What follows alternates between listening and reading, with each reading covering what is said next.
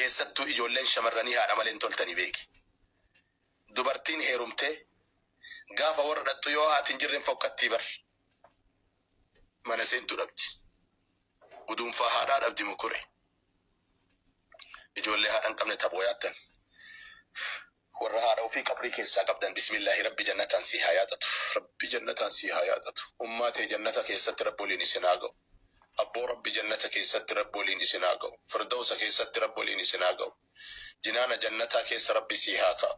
Jinaana jannataa keessa rabbi si haa kaa'u. Haadha tan ta'e jannatatti rabboliin si haa ga'u. Irra deebi. Maqaa kiyya Galaanaa Dabalee. Haadha sabbaa tan qabu. Wanta nyaatee buluu qabu. Dubartii dhannaqaa wanta dubartii dhagalee. Wanta nyaatee qabu. Bara dubartii raachumaan deebi'ee nyaata. Akkasumatti ulee raachii deebi'ee nyaata. Sabaa dubartii. Galgala akkasumatti ulee. Uffata kee kana jeemee qoffatti. Waggaa guutuu kun amma kana mucaan olii gadi dhufee baay'ee uffata. Namarsii kenna jechuudha. Caammarree namoota kana Istii caammaa kee akkas goriitiin. Eshi. Innaa waggaa tokko. Caammaa kana waggaa tokko uffattee? Waggaa tokko. Amma akka addisii tarkaawachaa jira. Kun addisiidha. Akka addisiitti fayyadamaa jirta jechuudha. Addisiidhaan illee sassachaa jira. Okay. Amma ana bira ofiisii jirta jechuudha. Ana daggafaa jiru. Amma uniformii caalaa kana yoo Ashamaa harka fuunee nagaan siniif haa baay'atu. Hordoftoota chaanaalii Alamtuu nagaa keessanii ni nagaa kootee obboleettiin keessanii baga nagaa qabaattanii eegamtanii yeroo kana geessanii nagaa qabaachuun waan hundumarra isa caaludha. Tole viidiyoo kana wanti dura isinitti argisiisee fi eegaa argitanii dhaggeeffattanii jirtu obboleessa kana wanti isarra ga'e jechaadha.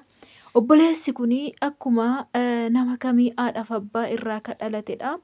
Haadhaaf abbaa irraa dhalatee abbaa isaa irraa ajjeesanii wanti biyya keenya Itoophiyaa ta'aa jiru silaa ifaadha isiniin beektu.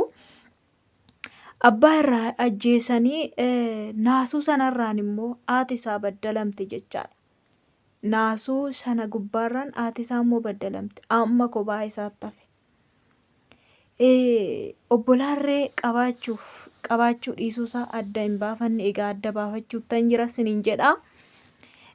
Garuu dhugaa rabbiiti baay'ee tokko nama gaddisiisa. Viidiyoo tokko faa firaashiin irra ciisu firaashii ciccita mana inni keessatti galu mana baay'ee onaa kan ta'e jechaadha.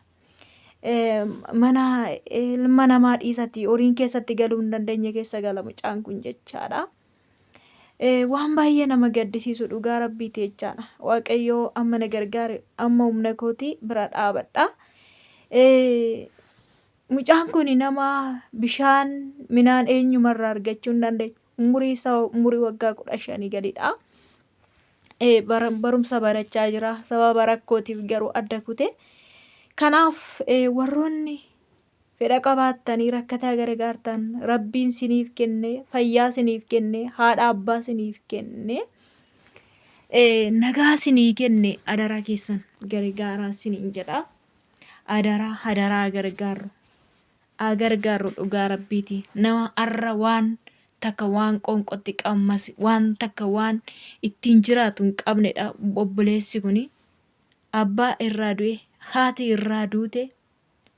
Mucaan kuni kophaatti hafe mana kophaatti hafe ontuu keessatti hafe ontuu keessatti kophaasaatti hafe jechaadha. Dhugaa rabbi waanumti bakka waanumti jireenya namaa kana mudatu waan baay'eetu jira joo. Arra fayyaadha yoo jenne boru waan biraatu ta'a jechaadha. Jireenyi biyya lafaa kanarraa amma xiqqoodha. Garuu immoo isa rakkate bukkee haa dhaaban. Walitti qabanneeto yoo kuusanne yookaan nutu keessaa qajeeluu danda'a. Waan kuusanne sana keessaa jechaadha. Yoo inni immoo waanuma tokkoon dhufeetoo baduu danda'a. Garuu rakkataa hiyyeessaa akkasii kana bira gaafa bukkee dhaabanne farankaa tokkos lamas gaafa bukkee dhaabanne waanuma qabnu ergin tokkootu gargaarree mucaa kana lafa rakkoosaa dhaaban. Bishaan midhaan misaa otoo hin nyaatin namni guyyaa tokko guyyaa lama ooluu danda'e. Daa'ima xiqqaadha kun immoo. Baay'eetti dhaga'ama. Meeqan keessantu warri yookaan haadhaan wayin immoo abbaan qabne warroota abbaa qaban yeroo argitan keessi keessan sin gaddee, keessi keessan sin dhiphata. Akkasumas siniin jedha. Namni tokkicha dhabuudhaan dhiphina guddaa keessa gala. Kun immoo lama dhabee mucaan daa'imni xiqqoon kun reegan tokko haadhaaf abbaa dhabee jechaadha. Namni rabbiin sodaattan, namni galma keessan isa boruu beektan, adaraa keessan obboleessa kana gargaaraa. Warroonni gargaaruu barbaadan keessan na dubbisaa. Akkaawuntii isaa siniif maxxansaa siniin jedhaa. Obboloota koo argachuu keessa dhabuun isin jira. Akkuma har'a arganne kana boruu dhabuu dandeenya. Waan nu mudatu hin beeknu biyya lafaa kanarratti waan nurra ga'us hin beeknu.